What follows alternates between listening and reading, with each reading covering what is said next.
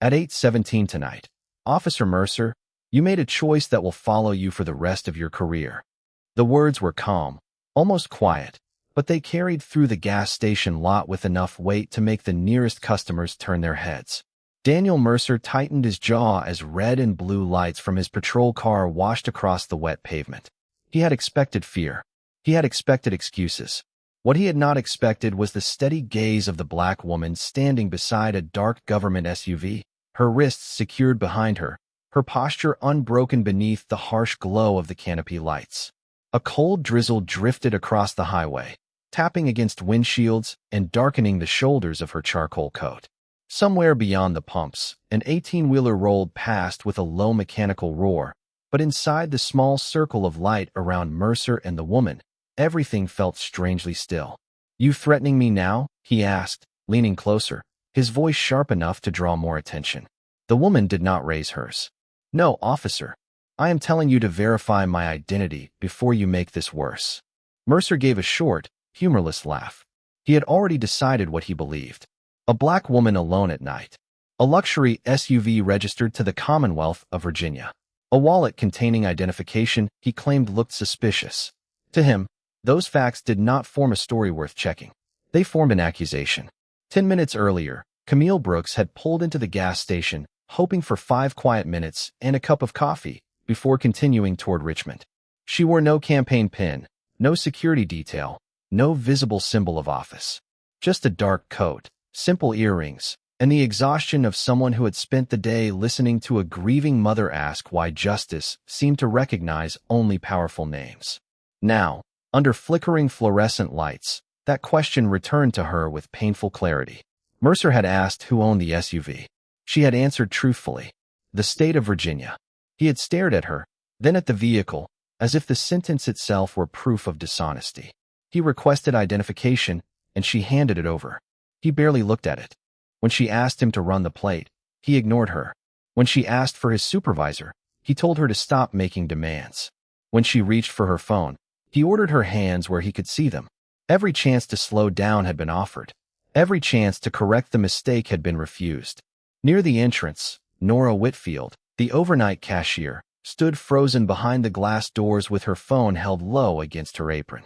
She had seen Mercer's expression change the moment he noticed Camille beside the SUV. She had heard the suspicion enter his voice before Camille had said more than 3 words. And now she was recording. Mercer did not know that.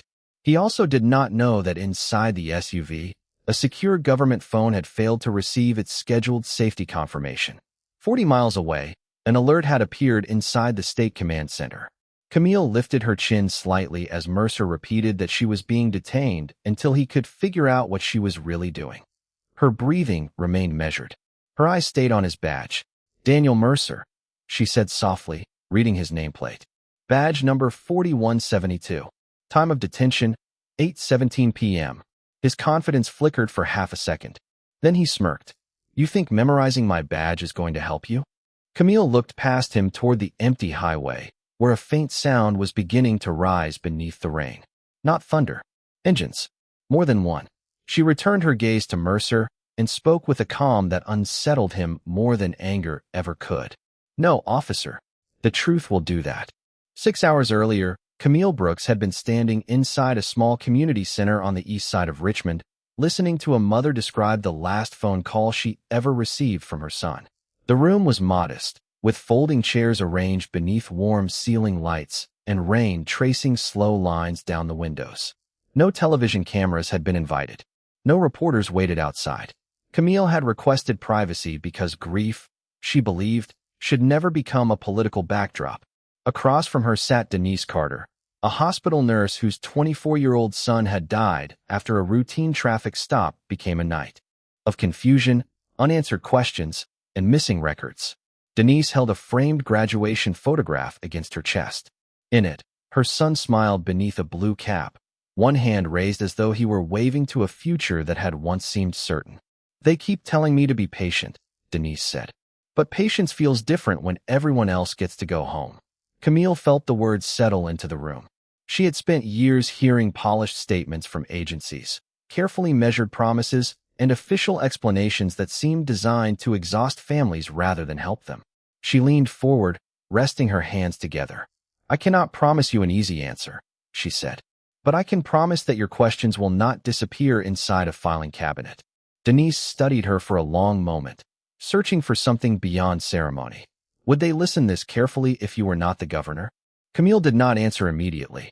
Outside, thunder rolled somewhere beyond the city. The question was not an accusation. It was worse. It was honest. Denise looked down at the photograph. Do they only listen when the person standing in front of them has power? Camille carried that question with her when the meeting ended. Her security team waited near the rear entrance, where two black sport utility vehicles idled beneath the ring. Colonel Marcus Reed, commander of the Virginia State Police, opened an umbrella as she stepped outside. He had known Camille for more than a decade and recognized the silence she used when a conversation had reached deeper than policy. "We can return directly to the residence," he said. "It is about 90 miles with the weather." Camille glanced toward the road. The day had been filled with voices, schedules, briefings, and people telling her where to stand. "I need a little quiet," she replied. Marcus hesitated. "Madam Governor, the storm is moving east." "I am not asking to disappear," she said gently. "Just give me one vehicle and 30 minutes without a motorcade." He did not like the request, but he understood it. The government sport utility vehicle she chose carried secure communications, emergency tracking, and an automatic safety protocol. Her detail would remain several miles behind, close enough to respond, but far enough to give her the solitude she wanted. Before leaving, Marcus handed her the secure phone. "Confirm at 8:15, he said. "If you miss the check, the command center will treat it as an active alert." Camille nodded and drove north beneath a sky the color of steel. For nearly an hour, the highway offered exactly what she had requested. No speeches, no applause, only rain against the windshield and Denise Carter's question repeating in her mind. At 8:10, the fuel warning appeared. Camille saw the gas station sign glowing half a mile ahead and turned off the highway, never imagining that within 7 minutes, the question of who receives justice would no longer be theoretical. The gas station sat beside the highway like a small island of white light in a field of darkness. Rain drifted across the pavement in thin silver lines, gathering beneath the pumps and along the edge of the parking lot. Camille guided the government sport utility vehicle beneath the canopy, shut off the engine, and remained still for a moment with both hands resting on the steering wheel. The dashboard clock read 8:12 in the evening. 3 minutes remained before the scheduled security confirmation. She reached for the secure phone, but the fuel warning flashed again, accompanied by a soft chime. Camille glanced toward the convenience store, then toward the nearly empty road behind her. She decided she would start the pump first, step inside for coffee, and send the confirmation before returning to the highway. It should have taken less than 5 minutes. Across the lot, Officer Daniel Mercer sat inside his patrol car with the engine running. His shift had been uneventful, and the quiet had made him restless. He noticed the dark sport utility vehicle before he noticed the woman driving it. The vehicle was expensive, clean, and fitted with government plates that were difficult to identify beneath the rain. Then Camille stepped out. She wore a charcoal coat over a dark blue blouse, practical shoes, and no visible security badge. Her natural hair was pulled back neatly, and her movements carried the calm precision of someone accustomed to being observed. Mercer watched her insert a credit card at the pump. Nothing about the scene required his attention. Still, he continued watching. The suspicion entered his mind before any evidence did. It arrived quietly, disguised as instinct. A black woman alone at night beside a government vehicle. To Mercer, the details did not fit the story he expected, so he created another one. Inside the store, Nora Whitfield stood behind the counter arranging paper cups beside the coffee machine. She was 29, tired from a double shift, and alert in the way people become when they work alone after dark. Through the front windows, she saw Mercer turn his patrol car toward the pumps. She had seen him stop there many times for coffee, but this time he did not park near the entrance. He positioned his car behind Camille's vehicle, close enough to block a direct exit. Nora paused with a stack of lids in her hand. Outside, Camille replaced the fuel nozzle and looked at her phone. 8:14. Before she could unlock the screen, Mercer stepped from his patrol car. His boots moved through a shallow puddle, and his hand rested near his duty belt, not because Camille had done anything threatening, but because he had already decided the encounter required control. "Ma'am," he called. Camille turned. "Yes, officer." Her voice was polite, measured, and clear. Mercer looked past her toward the sport utility vehicle. "Is this your vehicle?" Camille followed his gaze, then looked back at him. "It is assigned to me." "Assigned by who?" "The Commonwealth of Virginia." Mercer gave a small smile that carried no warmth. "That is a serious claim." Camille studied his expression. "It is also an accurate one." He stepped closer and extended his hand. "Identification." Camille did not argue. She opened her wallet and offered her driver's license. Mercer took it, glanced at the name, then looked at her face again. The card was valid. The photograph matched. Yet his suspicion did not ease. It hardened. "Camille Brooks," he read slowly. "And what exactly do you do for the Commonwealth?" The secure phone vibrated in her hand. 8:15. Confirmation required. Camille looked down for less than a second. Mercer noticed. "Put the phone away. I need to respond to a security check. You need to follow my instructions." Nora watched from behind the glass as the atmosphere changed. Camille remained calm, but Mercer's stance had become rigid, his questions sharper, his attention fixed not on the documents in his hand, but on the conclusion he had already chosen. Nora set down the coffee lids and quietly reached for her own phone. Nora unlocked her phone and lowered it beside the register, angling the camera through the glass without drawing attention. Outside, Mercer held Camille's license between two fingers as though the card itself offended him. The secure phone vibrated again. 8:15 and 30 seconds. Camille knew the missed confirmation would trigger the first stage of the safety protocol, but she also knew that reaching for the device again might give Mercer another excuse to escalate the encounter. "Please run the plate," she said. "It will confirm the vehicle's ownership." Mercer looked toward the government sport utility vehicle, then back at her. "I did not ask for instructions. I am not giving you instructions. I am asking you to verify the information in front of you." His expression tightened. Camille could see the decision happening behind his eyes. He was no longer searching for the truth. He was searching for a reason to protect his first assumption. Mercer walked back to his patrol car and entered the license number into the computer. The system returned a valid result almost immediately. Camille Brooks. Virginia address protected by statute. No warrants. No restrictions. He then entered the vehicle plate. The screen displayed a state government registration with a restricted agency code and a security notice directing local officers to contact the state command center for verification. Mercer stared at the message. It was the moment when the entire encounter could have ended. He could have made the call. He could have returned her license. He could have apologized for the delay. Instead, he closed the notification. When he returned, his voice had grown colder. "The plate comes back restricted. That is because the vehicle is assigned to a protected state official," Camille replied. "Call the verification number." Mercer glanced at the phone in her hand. "Or maybe you found a government vehicle and decided to pretend it belongs to you." The words hung between them. Rain whispered against the metal canopy. At the next pump, an older man stopped cleaning his windshield and looked over. Camille took a measured breath. "Officer Mercer, my identification is valid. The registration is valid. You now have instructions from the system telling you how to confirm both. You seem very familiar with police procedure." "I am familiar with accountability." The answer unsettled him. His hand moved toward his radio, but instead of requesting verification, he reported a suspicious person in possession of a restricted government vehicle. He described Camille as uncooperative, even though she had answered every question. He said she was refusing instructions, even though she had remained in place. He turned uncertainty into suspicion and suspicion into an official record with the press of a button. Inside the store, Nora heard the transmission through the speaker clipped to Mercer's shoulder. Her stomach tightened. She had watched Camille cooperate from the beginning. The officer's version did not match what was happening 10 yards away. Camille extended her hand. "May I have my license back?" Mercer did not return it.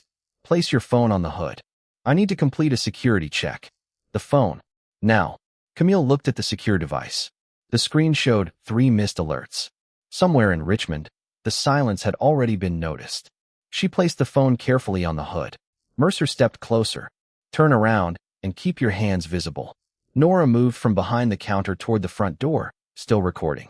"Officer," she called through the glass, "she has not done anything." Mercer turned sharply. "Stay inside, ma'am. Do not interfere." Nora stopped, but the camera kept running. Camille looked at the nameplate on his uniform, then at the body camera mounted above it. No indicator light was visible. "Is your camera recording?" she asked. Mercer ignored the question. "Turn around." Camille did so slowly. There was no struggle, no raised voice, no sudden movement. Only the quiet sound of metal closing around her wrists and the rain falling harder beyond the canopy. Mercer believed the sound meant control. Camille understood that it marked something else entirely. The moment a mistaken assumption became a deliberate act. For a few seconds, nobody spoke. The rain filled the silence, tapping against the canopy and rolling in narrow streams toward the highway. Camille stood beside the vehicle with her hands secured behind her, her breathing even, her attention fixed on details Mercer assumed she would forget. The time, the position of his patrol car, the words he had used over the radio, the dark screen of his body camera, the older man at the next pump, Nora behind the glass with her phone still recording. "Officer Mercer," Camille said, "please state the reason for my detention." He looked irritated by the precision of the question. Suspicion of unauthorized possession of a government vehicle. What evidence supports that suspicion? The registration is restricted. The system gave you a verification number.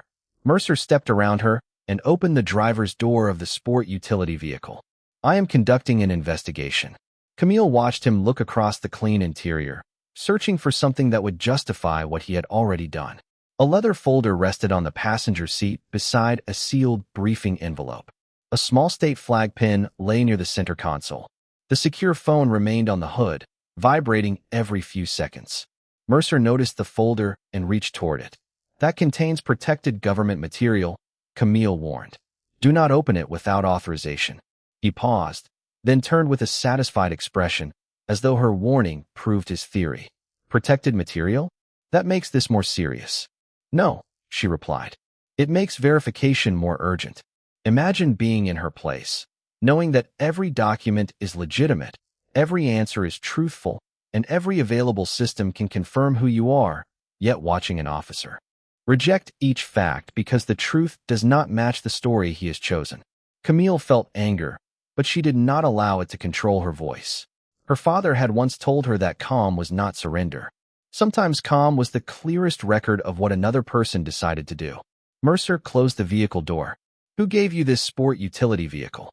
"The Commonwealth of Virginia." "What department?" "Contact the State Command Center." "You keep avoiding the question." Camille looked directly at him. "I have answered it 4 times. Inside the store, Nora moved closer to the glass. Her recording had captured everything from the first request for identification to Mercer's decision to ignore the verification notice. She could see the older customer watching as well.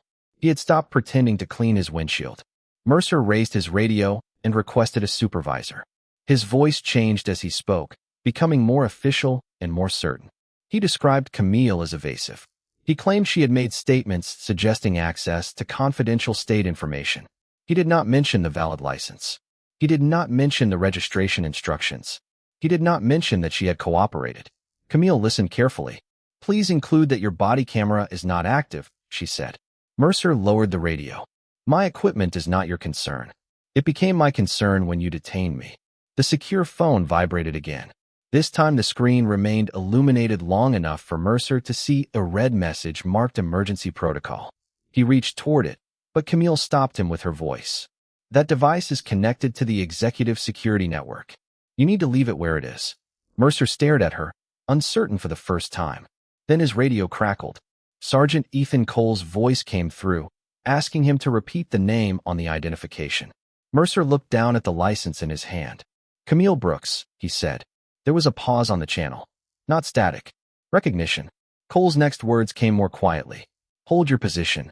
Do not release her. I am on my way." Camille heard the hesitation hidden inside the order. She also heard something more troubling. Cole knew the name, yet he had not asked whether she was safe. He had asked Mercer to keep control of the scene. Far beyond the gas station, several sets of headlights appeared on the wet highway. They were still distant, but they were approaching quickly. Camille lifted her eyes toward them and memorized one final detail. Mercer had been given another chance to stop. Once again, he had chosen not to take it. At the State Command Center in Richmond, the The first alert appeared as a single red line across a secure monitor. Governor Vehicle Safety Confirmation missed. The system automatically checked the sport utility vehicle's location, speed, and communication status. The vehicle had been stationary for more than 4 minutes at a gas station nearly 40 miles from the city. The secure phone had received repeated prompts, but no response. A second alert followed. Device separated from authorized user.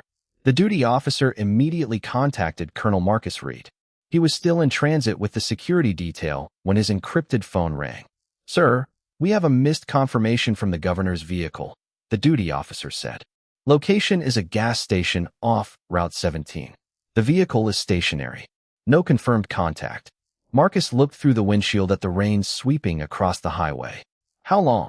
3 minutes since the first missed check. "Any collision signal?" "No, sir."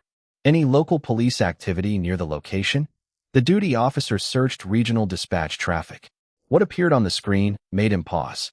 A local officer had reported a suspicious person in possession of a restricted government vehicle.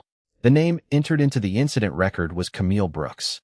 "Colonel," he said carefully, "local dispatch shows an active detention at the same location." Marcus did not speak for 1 full second. Then his voice changed. "Confirm the officer's unit and notify the nearest state police team. No sirens until they are within 1 mile. Preserve all radio traffic from the local channel. I want the full recording." He ended the call and ordered his driver to accelerate.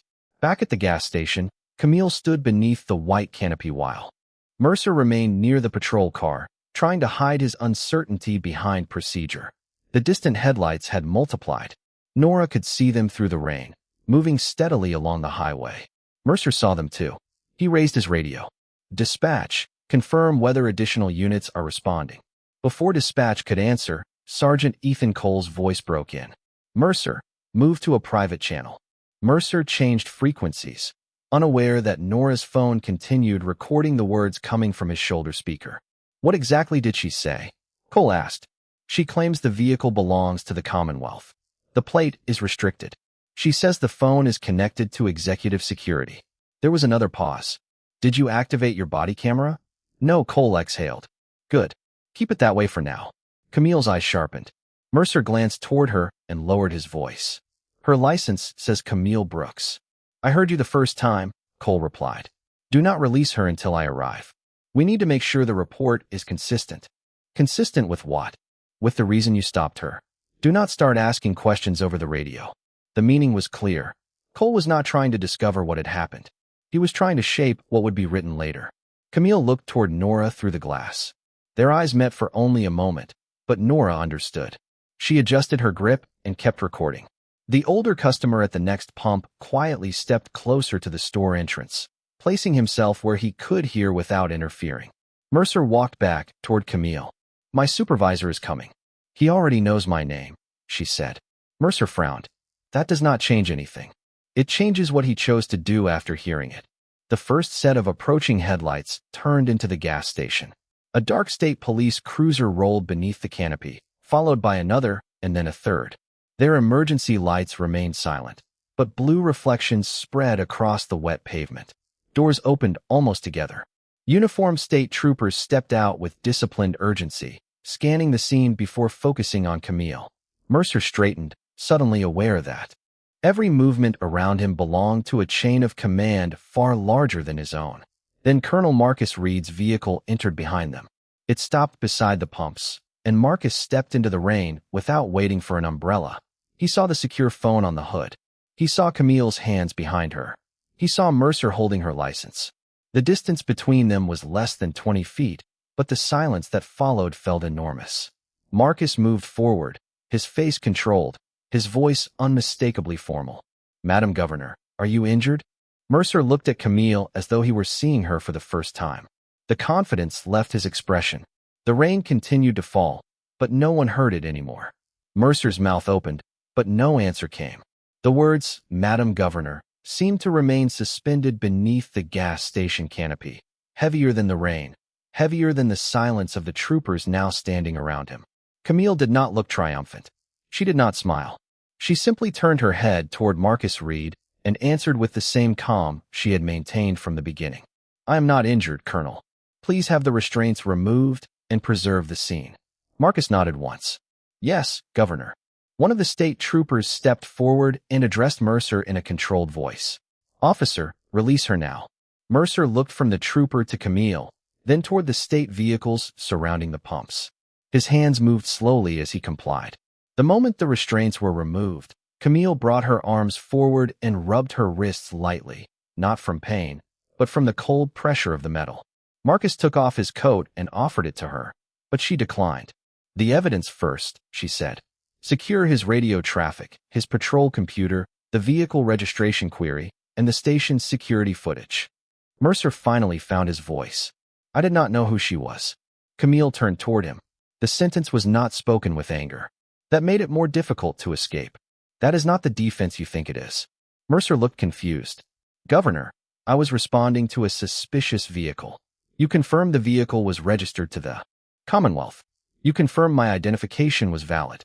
The system gave you a direct verification number. You chose not to use it. Every fact landed quietly. No shouting. No spectacle. Just a record of decisions.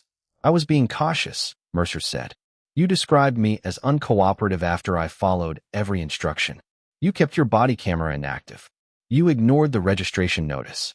Then your supervisor told you to make the report consistent before he arrived. Mercer's face changed.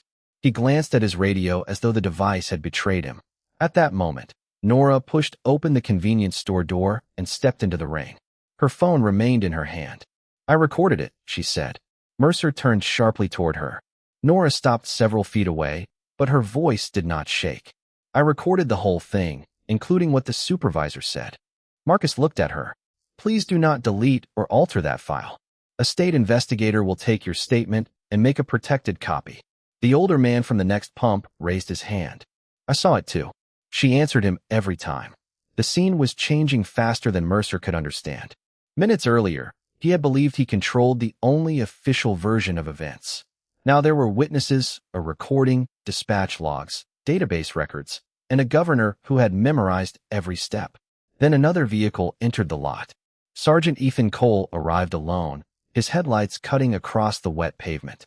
He stepped out with the hurried confidence of a man expecting to manage a problem. That confidence vanished when he saw the state troopers, Colonel Reed, and Camille standing free beside the government vehicle. What is going on here? Cole asked. Marcus faced him. Sergeant Cole, your radio communications have been preserved. You are not to contact Officer Mercer or discuss this incident with anyone outside the investigative team. Cole stared at Mercer, and in that brief exchange, Camille saw confirmation of what she had already understood. This was no longer about one officer's mistake. It was about what happened when authority protected itself before it protected the truth. Camille picked up the secure phone from the hood. The screen displayed 7 missed alerts and 1 active emergency channel. She looked at Mercer, then at Cole. At every stage, both of you had a chance to verify the facts, she said. Instead, you tried to control the story. Blue light moved across their faces as the rain continued to fall. For the first time that night, neither man had an answer. The investigation began before the rain stopped. State police secured the patrol computer, copied the radio logs, and collected Nora's recording directly from her phone while preserving the original file. The gas station cameras showed the entire encounter from 3 angles. Each angle confirmed the same thing. Camille had remained calm. She had provided identification. She had asked for verification. Mercer had rejected every path that could have ended the detention within minutes. Sergeant Cole stood beneath the canopy while an investigator read him the order placing him on administrative leave. Mercer received the same notice moments later. Neither man was arrested. Camille refused to turn the scene into a public spectacle. This is not about humiliation, she told Marcus. It is about preserving the truth before anyone has time to rewrite it. By midnight, the evidence had reached the Office of Professional Standards. The restricted vehicle query showed that Mercer had opened the verification notice and closed it without calling the number. Dispatch audio confirmed that he had described Camille as evasive before she had refused a single instruction. Cole's private channel order was clearer than anyone expected. He had not asked whether the detention was lawful. He had asked whether the report could be made consistent. Within 48 hours, investigators expanded the review beyond that night. They examined 5 years of traffic stops involving Mercer and the officers under Cole's supervision. Patterns appeared quickly. Black drivers were searched more often. Complaints were closed without witness interviews. Body cameras were repeatedly listed as unavailable during disputed encounters. Reports used the same phrases again and again: suspicious behavior, inconsistent answers, failure to cooperate. The language looked neutral until the videos were compared with the written records. Then the pattern became impossible to ignore. Nora's recording was not the only evidence. It was the key that opened a locked door. Former complainants were contacted. Some had kept receipts, photographs, and messages they once believed no one would ever review. One man had saved a dashboard recording for 3 years. A mother had written down the badge number from a stop involving her teenage son. A delivery driver had filed 2 complaints and received no response to either. Their stories were no longer isolated. They formed a record. Mercer was formally suspended pending termination proceedings. Cole was removed from command while investigators reviewed allegations of falsified reports and suppressed complaints. Camille approved an independent civil rights audit, but she did not sign it as revenge. She signed it because the evidence demanded action. During a closed meeting at the state capitol, an advisor suggested emphasizing that the governor herself had been targeted. Camille shook her head. "That cannot be the center of this." "It will get attention," the advisor replied. "Exactly," she said. "And attention is not the same as justice." She placed Nora's recording transcript beside a stack of older complaints. "These people told the truth before I did. The difference is that nobody arrived for them in minutes." Marcus remained silent because he understood the weight of that sentence. The system had responded quickly when the person detained was powerful. The real test was whether it would respond with the same urgency when the next person was unknown, tired, frightened, and standing alone beneath ordinary lights. Camille ordered the review to include every unresolved complaint connected to Mercer's unit. No special treatment. No private settlement designed to make the story disappear. Every finding would be documented. Every affected family would be contacted. Every officer would be judged by evidence, not loyalty. Days later, Mercer sat across from investigators and repeated the sentence he had used at the gas station. He had only been cautious. This time the answer came from the record itself. Caution verifies facts. Bias refuses them. And the truth he had tried to control was now the evidence controlling his future. 3 weeks later, Camille returned to the same community center where Denise Carter still kept her son's graduation photograph close enough to touch. The room looked unchanged. The same folding chairs. The same warm lights. The same rain-streaked windows, though this time the sky outside was clear. Denise stood when Camille entered, searching her face for the answer to a question neither of them had forgotten. "Did they listen?" she asked. Camille placed a thick folder on the table between them. Inside were reopened complaints, scheduled interviews, independent review orders, and the names of families who had waited years for someone to take their word seriously. "They are listening now," Camille said. Denise looked at the folder, then back at her. "Because you are the governor?" Camille did not avoid the truth. That is why they moved quickly that night. The admission settled heavily between them. But it cannot be why they keep moving. Over the following months, the investigation changed more than 2 careers. Officer Daniel Mercer was dismissed after the review found repeated violations of department policy, misleading statements, and a pattern of unsupported stops. Sergeant Ethan Cole lost his command and later resigned, while facing disciplinary proceedings for interfering with reports and failing to investigate complaints. Yet Camille refused to let their consequences become the ending. Removing 2 men would not repair a system that had taught others to remain silent. The state created an independent review board with authority to examine disputed stops, body camera failures, and complaints involving racial bias. Officers were required to explain every instance in which recording equipment was not activated. Restricted vehicle alerts could no longer be closed without documented verification. Most importantly, citizens who filed complaints would receive written updates instead of silence. Nora Whitfield testified before the review board. She spoke without drama, describing what she saw and why she began recording. "I realized his report was being written before the facts were checked," she said. The older customer from the gas station testified too. So did drivers whose names had once existed only in forgotten files. One by one, they entered the record. not as statistics, as people. At the first public hearing, Camille stood behind a plain wooden podium with no campaign banners and no applause requested. Marcus Reed sat nearby, along with Denise and several families whose complaints had been reopened. "What happened to me was wrong," Camille began. But the deepest injustice was not that an officer failed to recognize a governor. It was that he believed a person without a title could be ignored. The room became still. I had a security network. I had state police looking for me. I had witnesses whose recordings were preserved. Many people stopped under the same assumptions have none of those protections. Their dignity cannot depend on whether powerful people know their names. Denise lowered her eyes, holding the photograph against her chest. Camille continued, "Justice is not proven when the system protects someone important. Justice is proven when it protects someone the system believes is nobody." Months later, the gas station returned to its ordinary rhythm. Drivers stopped for fuel. Coffee brewed behind the counter. Rain came and went across the highway. But near the register, Nora kept a small card bearing a sentence from Camille's hearing. "Truth does not need a title to deserve protection." Mercer had once believed his badge made his judgment final. He had looked at Camille's skin, dismissed her words, and tried to turn his assumption into the official story. In the end, the badge could not protect him from the facts. The story he tried to control became the evidence that exposed him. And the woman he believed had no power made certain that the next person would not need to be a governor before someone listened.